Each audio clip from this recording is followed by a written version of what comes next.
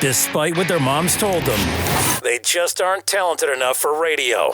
Unfortunately, anyone can have a show these days. Sean. Well, I'm pretty hard to figure out sometimes. In fact, I can't even figure myself out sometimes, so don't you try to. Joe. You're an idiot. And really a disloyal person. This is the Cuse Militia. Now, those two unapologetically biased orange-blooded homers, Sean and Joe. It's the most bullshit thing I've seen in 30 years. Welcome, orange men and ladies. Happy Thursday. It's Thirsty Thursday here on the Cuse Militia. This is the Cuse Militia with Sean and Joe for the Believe Entertainment Network at Cuse Militia on the socials. We're back. Not as fast as we wanted to be back, but we're back. That meaning that we would have been back on Wednesday, which was yesterday, right? No, I think Tuesday. We're planning Tuesday, yeah. We would have been back Tuesday for all of you that listened. But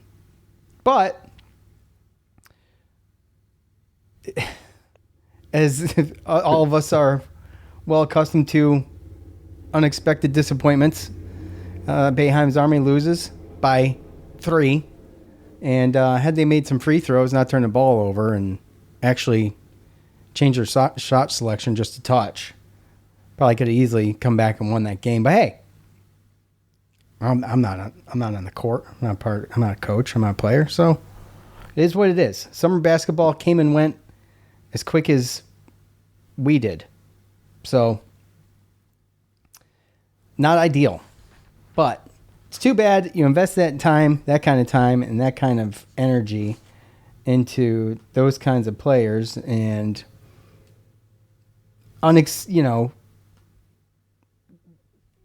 human nature is to create expectations out of that, especially after you see the first game. And I got duped again. Joe. So yeah, I think we all did. here I sit brokenhearted. Summer basketball's over. But anyway, we're going to talk a little regular season basketball, and then we're going to come back a little later and talk some football. But first Ozzy Osbourne, right? Which is bad enough, right? Oh, the guy from the Cosby Show too. First Ozzy Osbourne. Okay. I watched the Cosby Show when I was a kid too, by the way. So I know that dude. He was the son, right? Yep. Yeah. He drowned in Costa Rica. He must have got pulled out by a rip current or something. Yeah, something. Because, yeah, that's scary stuff, dude. And we have rip currents around here, and you can see them, so you kind of know where not to be. But if you ever caught in a rip current, swim parallel to the shore, out of the rip current. It can't do anything to you when you swim parallel. It can only drag you out. So if you're trying to go in, you need to go one way or the other. Safety tip of the day for all of you. It's free. I'm not charging you anything. Anyway, Ozzy Osbourne was bad. I liked Ozzy. Okay, I was too young for Black Sabbath. Black Sabbath is just okay. Solo Ozzy with Randy Rhoads, and then later with Zakk Wylde was awesome. Zakk Wylde now plays for Pantera. Seen him a couple times with them. So I love Ozzy. I do. But Hulk Hogan, bro, that one hit me hard today. That one sucked. I had my little Hulk Hogan workout set as a kid. It didn't do anything, but I tried like hell. I was ripped in my own mind as a 5 or 6 year old or however the hell old I was. So, eat your vitamins, say your prayers, work out. That was my mantra as a kid. But anyway, loved me some Hulk Hogan to this day. I have a Hulk Hogan light switch from when I was a kid that I installed in my garage. Still to this day, I have it. And I use it. Oh, really? Yeah. It's like his whole body is the switch. Anyway. It's probably too much information that nobody cares about, but it's my show. So I figured I'd pay homage to my guy Hulk Hogan. And Ozzy too. And Jamal. His name's Jamal, right? Jamal. Yeah. Something or other. And it comes in 3s. So they say. That's what I heard, Right. actually. Right. So Malcolm Jamal. Malcolm Jamal Warner, right? Yep. Yeah. That's very tragic. The other Yeah. two Ozzy you could kind of see coming. Oh, I thought Ozzy. I mean, at some point. I mean, did something happen to him, or did he actually go? Because I feel like I heard news that Ozzy and his wife had some pact to get like euthanized. Yes, I heard that too, man. I don't want to believe that. But this whole like Birmingham, or was it Birmingham, UK, whatever, UK, wherever he's from. They had that concert a couple weeks ago, and the whole thing, everybody was there. Everybody paid homage. There was a lot of people there. It was almost like everybody knew it was going to be his last show and everything, of course. But I don't know, man.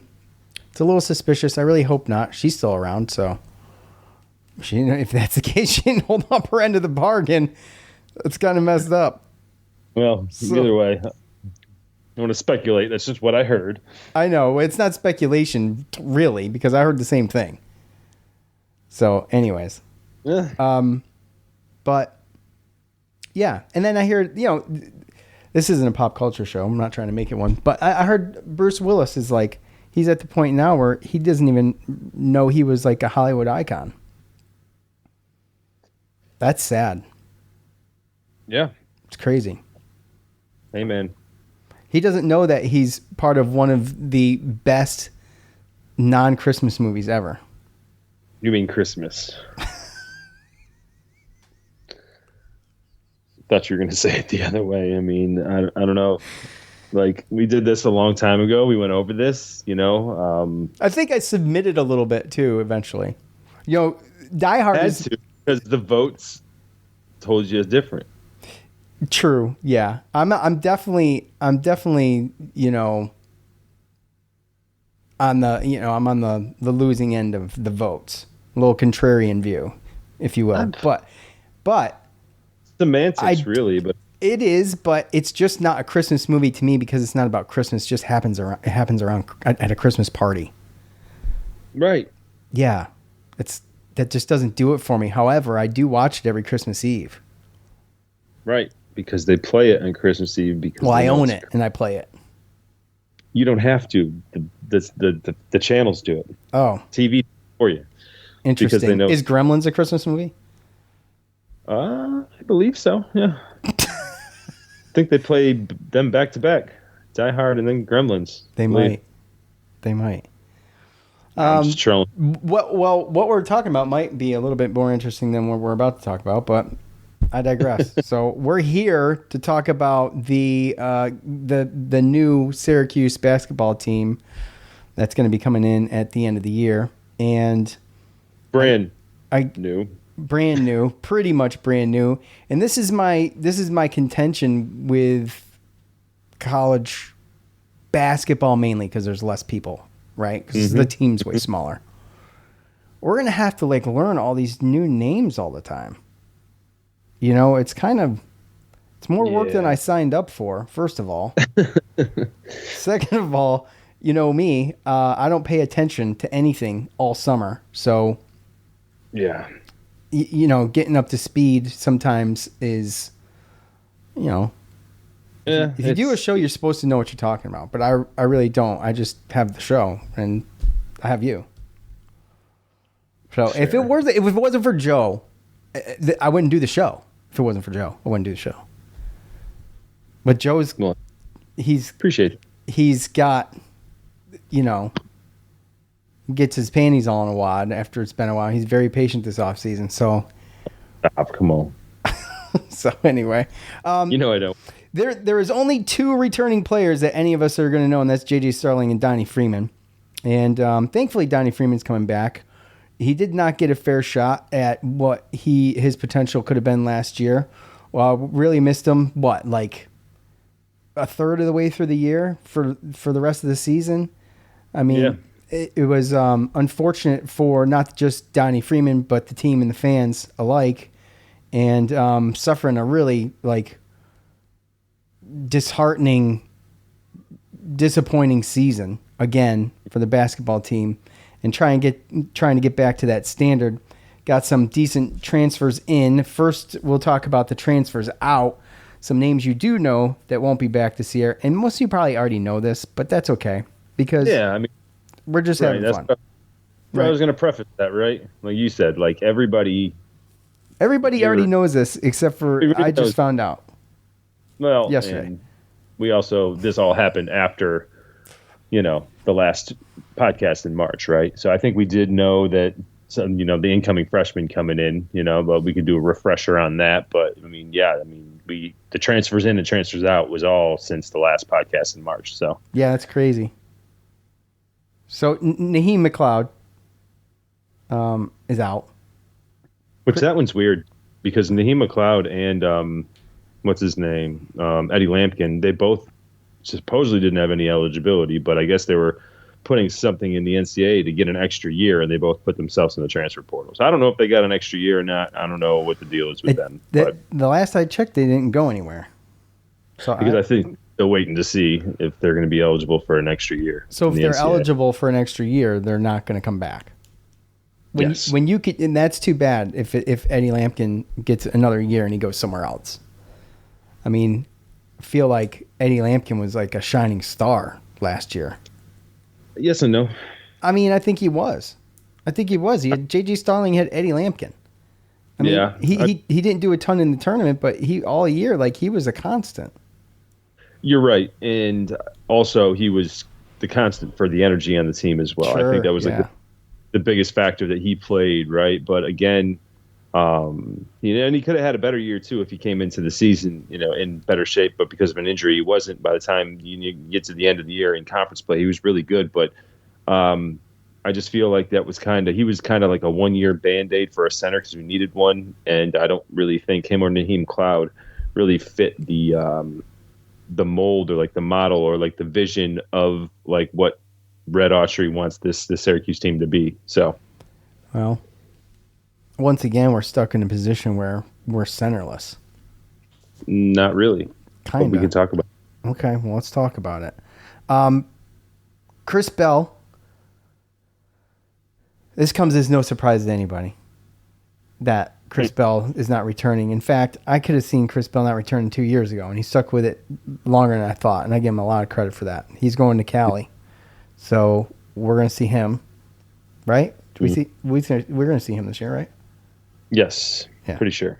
Mastorovich, which is kind of a disappointment because a guy who doesn't get a lot of burn but has potential. Long Beach State, I don't blame him going to Long Beach. I mean, Long Beach, California, Long Beach, Syracuse, Long Beach. I mean, it's a pretty simple choice. If you're worried. Chance Westry, which, I mean, do we even get to see him? Not really. A little, but a tiny bit. He's going to UAB. Kyle Cuff to Mercer, and Elijah Moore kind of sucks going to Utah. Yeah. I mean, I think it's right kind of where I thought it was going to be.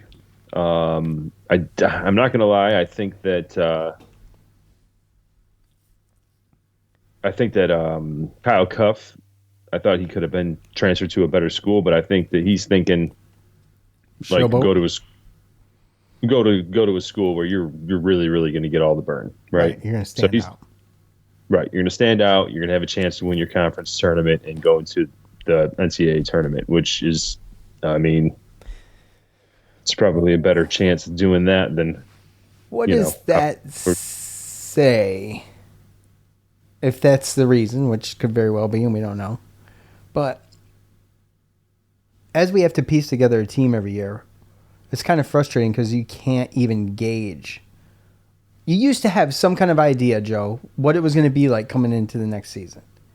Mm-hmm. At this point, you got a good idea. I have no idea. I know who Nathaniel George is. These other ones, man, I got to be honest, bro.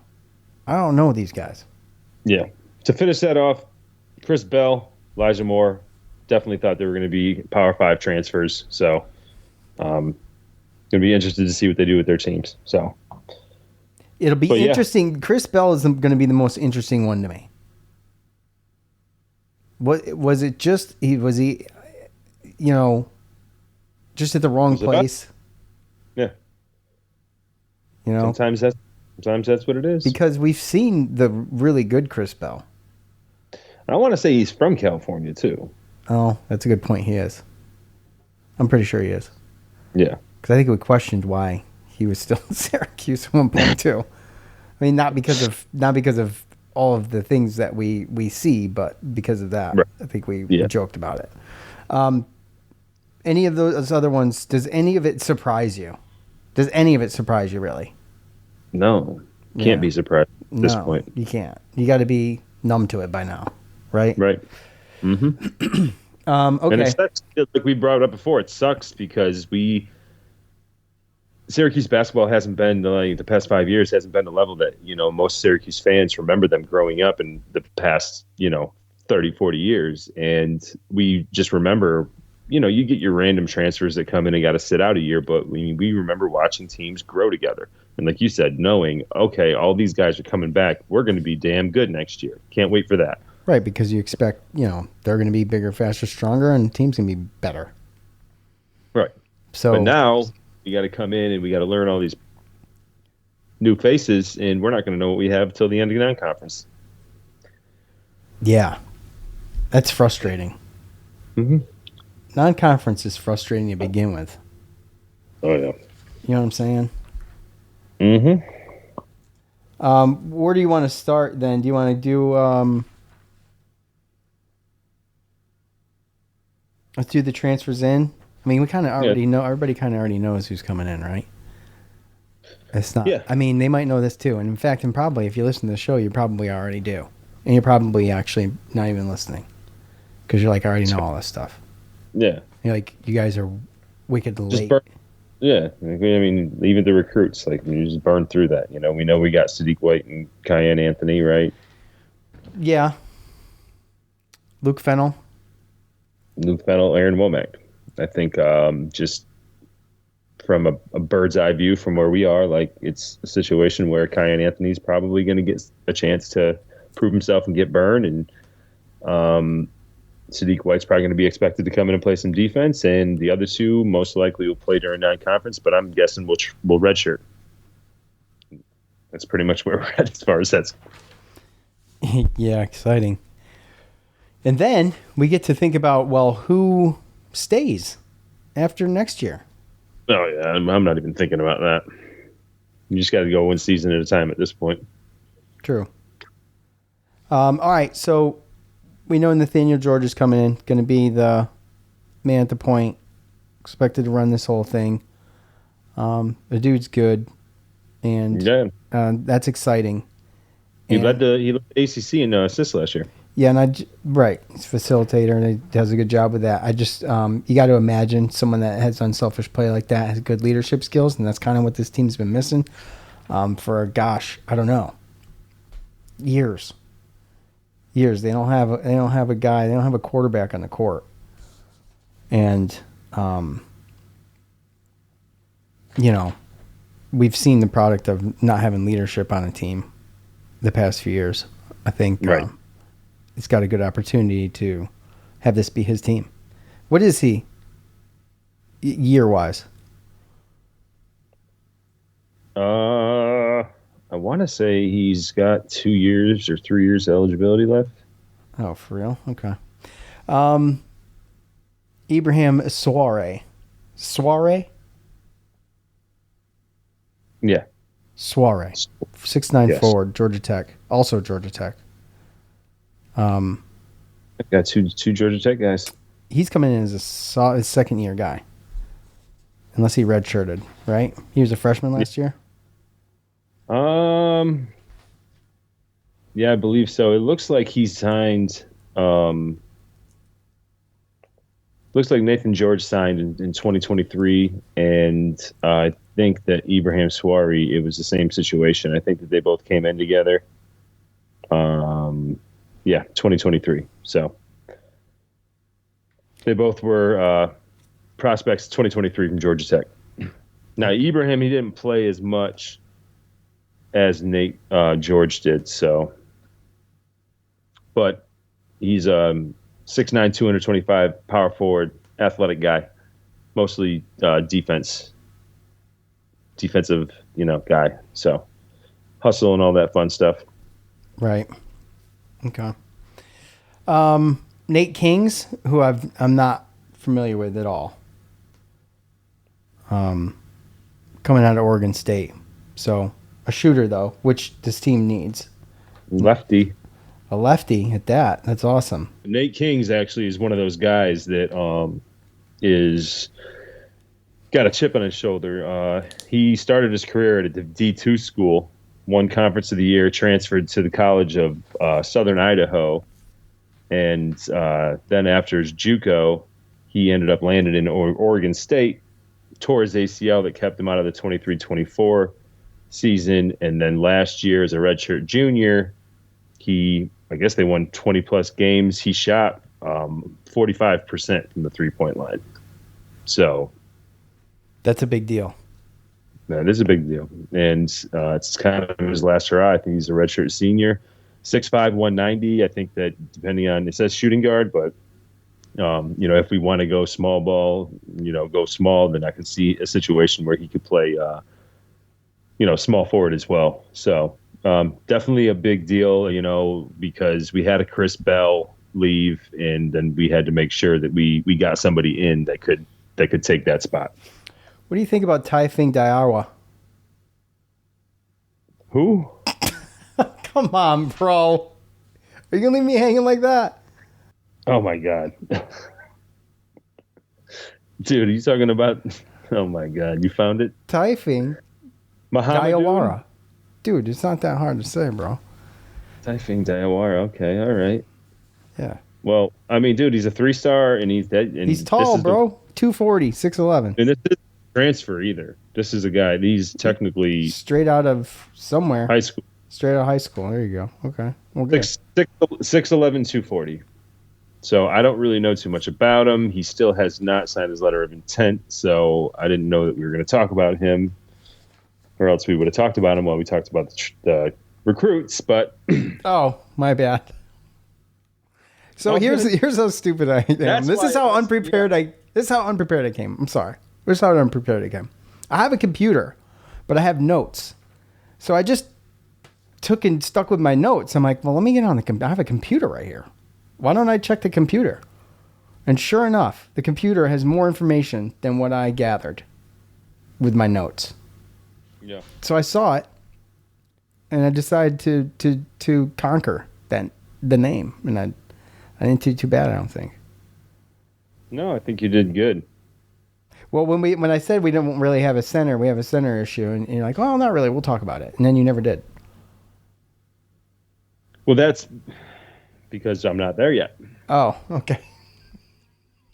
Because I just don't know about. This is what 4 months off does. Yep, and I just don't know what a 3-star 6'11" guy that hasn't even signed the letter of intent is going to do yet. So, we have yet to see it. We have yet to see what's going to happen there. Yep. All right. Even signed. Huh? He hasn't even technically signed yet. Right, exactly. That's what I was saying.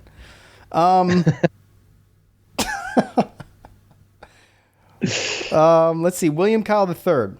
It's coming in as another 4-star transfer, as a 4-star transfer rated player, forward out of UCLA. Yeah. 6'8", 200. So. Yeah, he's the thing with him is you don't really know what you're going to get. He transferred from South Dakota State in 2024. He actually played in that league. It was a pretty decent league as far as mid-major league, and he was Defensive Player of the Year in that league. Transferred to UCLA, and he really didn't do too much last year. So he went back in the transfer portal after UCLA. So again, he's in the same pocket as Ibrahim Souare as far as like they're both got pretty much same size, same build. They're both athletic. They're both mainly defensive guys, really not scoring guys. And this is why I was going to touch on what I was going to touch on is I think that you're seeing a situation where I feel like those guys are going to be, they got length too. And that's one of the things. I just think that, we're getting away from the zone. So I think we're so used to having those 6'10", 6'11", 7-foot guys. But I think that Red, he wants a deeper team that can go out there, that can run, that can go up and down. And I think he wants more athletic centers. So as much as they say 6'9", 225, 6'9", 230 power forwards, I think that we might play a little small this year. And again, small as far as if you want to look at size. But, if you got muscle, you're athletic, then you're going to be quicker than the other guys as far as if you're going to be playing against bigger bigger centers on other teams. So that was the one thing that was interesting to me that I was saying about, last year we had Naheem McLeod, we had Eddie Lampkin, which sometimes it was hard for them to athletically keep up with the people that they were guarding, right? Or running the floor. There was only so much we could do, right?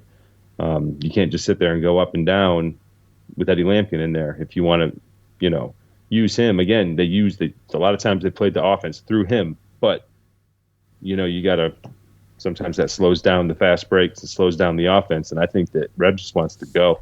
So, to me, him signing these guys and not getting a center in the transfer portal tells me that we're going to be playing a lot different next year. Faster pace. You're not going to be running your offense through the centers. They're still going to be doing picks and screen and rolls and stuff. But yeah, I think it's going to be a little different. Well, how do you think all this fares with having to put together teams like this on a constant basis? Because they struggled last year and they struggled the year before that. It seems like Syracuse hasn't gotten the hang of the whole portal process. And we talk a lot about funds, and I don't know what they got for funds, but I guess that's public knowledge, or should be, isn't it? I think it should be, but my opinion, to be perfectly honest with you, the last two teams were more like teams that Boeheim put together. I know we talk. True. I know we talk about like only two, and realistically, they weren't that awful. Judemintz's last year, they weren't that awful. Like, they were right there. They were knocking on the door of the NCAA tournament. A couple wins, they probably would have made it. But nonetheless, they seemed more like he was using Boeheim-type players to try to play man-to-man. And I just don't think that it worked. I think that there was a little bit of an identity crisis. And, we sit here and we say, oh, crap, we only got two guys returning. What's going on? I think that really they just had to clean house and go get the guys that fits your mold, fits what you want to do. So I think that, they were slow playing it. But I think, filling stuff up with Band-Aids, Band-Aid this position, Band-Aid that. Oh, we can't do that. And I think that this year they just ripped the Band-Aid off. And they said, we're going to get the guys that we think can play the way that we want them to play. Right. Well, that's my opinion. Doesn't guarantee success, but the other way wasn't working. So you got rid of the 2-3 zone, and you still had half your team was Boeheim players. So, at some point you just got to say, this is my ship, and I'm going to do what needs to be done. If I'm going to go down with a sinking ship, I'm going to do it my way. Yeah, when you have the inevitable is ahead of you, and you're going to at least try something. Right. As opposed to just putting yourself in a corner and pigeonholing yourself to one particular thing. Right. You might as well practice. You know what I'm saying? Basically, is what he was doing. Absolutely. But, also at the same time, when you talk about something to where, like, if you have a business that's run a certain way for so long, and you have those same people that are like, okay, they were players, okay, now they're coaching, so now they're in upper management, right? And it's the same people, and you've seen the same stuff for 40 plus years, like, and then all of a sudden Boeheim quits, and now you bring in a new coach, but now you got to change the culture. Like, that just doesn't happen overnight, right?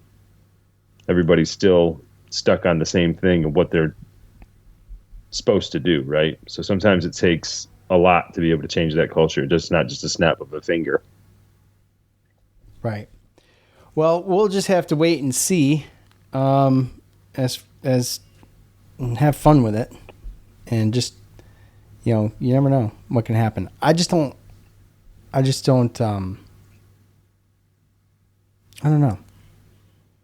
Especially with be coming off of a football season that has got a lot of unknowns as well. There's a lot of unknowns right now. It's going to be a very interesting year for Syracuse sports. That's Might be an understatement. It could be an understatement. I just hope it's not. I hope it's not frustrating. Football. We were so high off of football last year that basketball is a blur. The football season went into well into conference play as far as basketball goes, time wise, and the writing was on the wall there. No offense, not that that was super negative or not trying to be super negative, but I feel like the writing was on the wall there with the basketball team.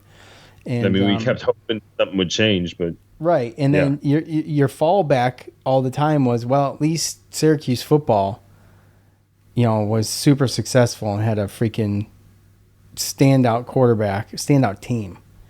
And, we lost a lot of players and kind of waiting to kind of see what's going on with that too. So, speaking of that, just had ACC Media Day in Charlotte, and I think a power move for anybody that is going to send players to ACC Media Day would be to send your punter.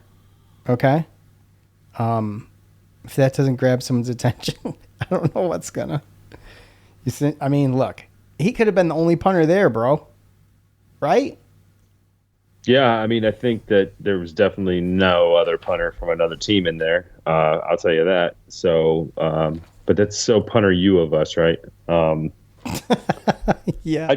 My thing is I think the good thing that I liked about that, because usually Fran Brown, he and even other coaches, usually you want to bring the main guys, right? And I realize why last year he brought the main guys, but this year it seems like now he's kind of being strategic with it, because the way that I read this is he could have sent Deuce Chestnut, he could have sent Devin Grant, he could have sent Derek McDonald, he could have sent these guys that are in solid role, right? Deion Wilson.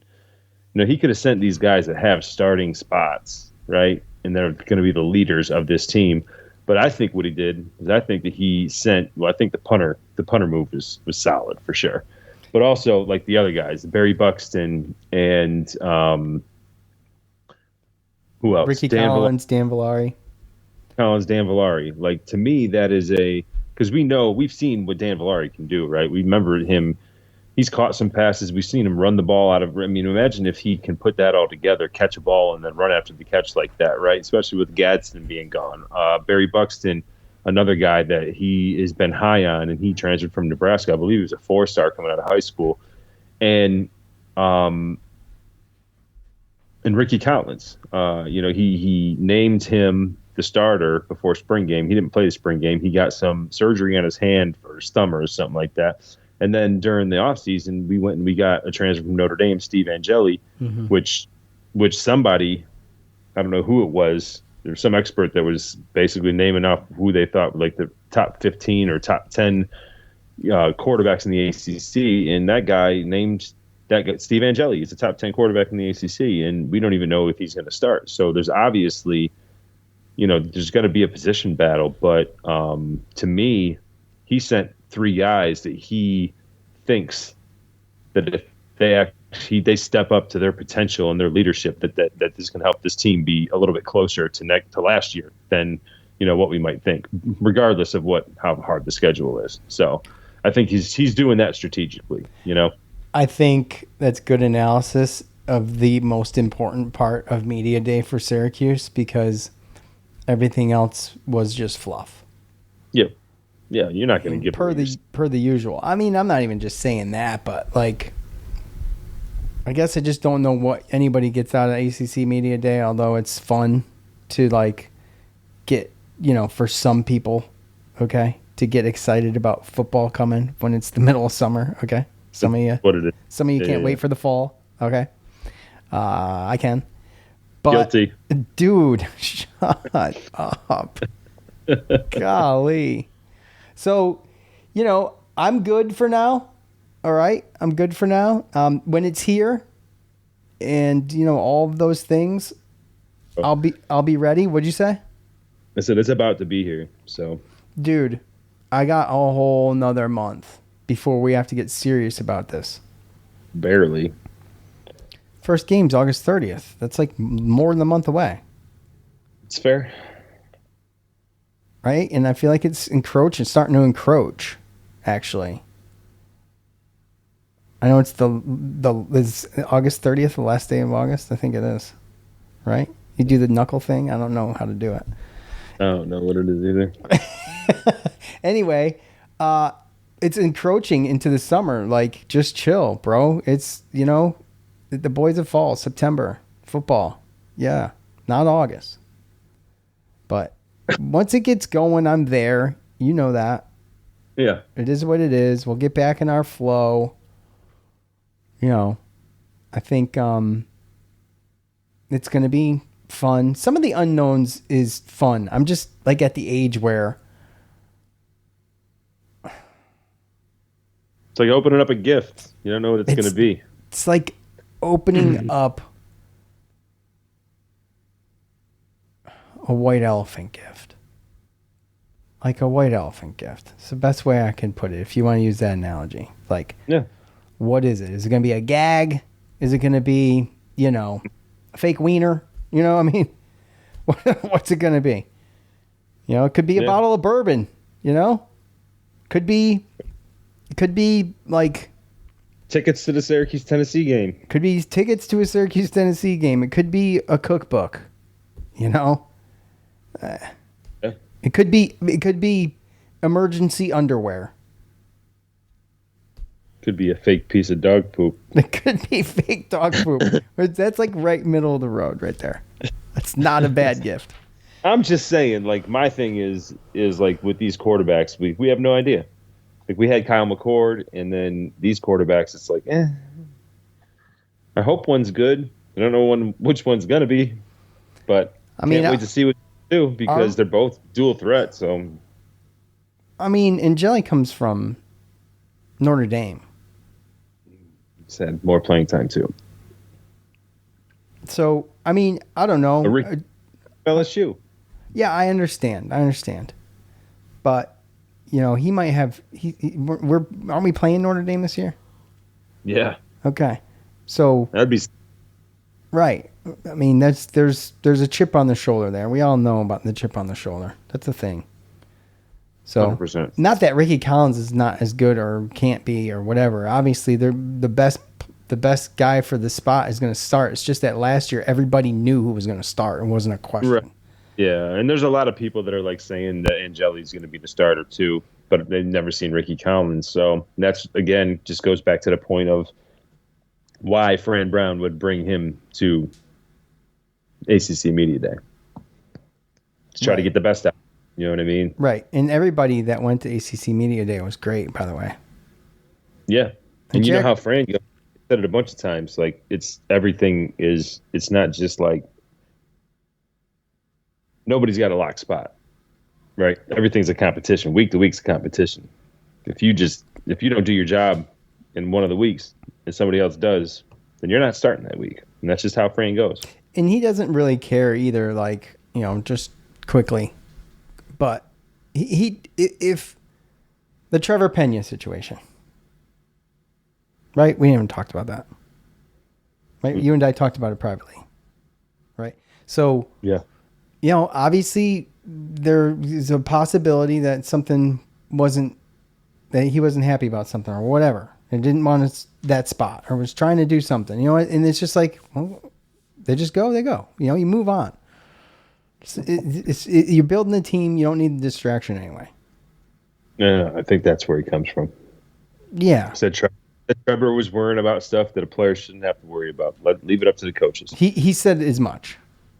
So yes. We're not like speculating, but that was just something Joe brought up privately. I think It's just the culture of what. And they talked about the culture, by the way. Jack Stonehouse talked about the culture. And if you hadn't checked it out, check out the player interviews on YouTube. It's only like 13, 14 minutes long or something like that. But they said as much there that, there's a culture that is being built that is just so much more positive than what was there before. And that's not to diss anybody. I'm just saying it's what they're talking about. And so, you have to be, when you're a leader like that, you have to be yes and no. There's very little gray area that a Fran Brown has to work in. And so if you know what you're getting, then, and it's consistent and everybody's on the same page, then you know what to expect. And as far as leadership goes, that's a quality that, not every coach has.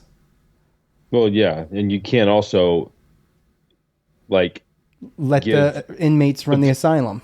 Exactly. That's the whole thing, right? He looked at Kyle McCord a completely different way last year, but it was in a positive way because he came in and he was basically like a second quarterback coach on the field and a leader, right?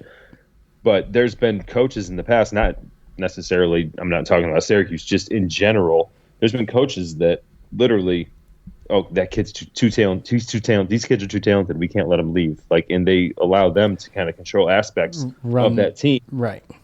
That only the coach should. Right. And then then there's resentment between players, and then that's where you get a toxic. And then there's entitlement. Yeah, then there's entitlement, and it turns into a toxic workplace or locker room, so to speak, right? Right. Yeah. So, anyways, if you haven't had a chance to check out ACC Media Day, go to YouTube. I don't give a shit what you or anybody else thinks or writes. Okay. Oh, all right, man. Sorry, Jim. Sorry, we switched from basketball to football real quick. My bad. If you haven't had a chance to check it out, go to YouTube, check it out. It's worth the half hour if you do the coaches sit down and then the players sit down. So go check it out. Happy to be back. We will start making this more of a consistent situation here. When we come back next time, we'll talk a little bit more football. And then before you know it, we'll be talking about football twice a week. So should be fun. For Joe, I'm Sean. We're out. Peace.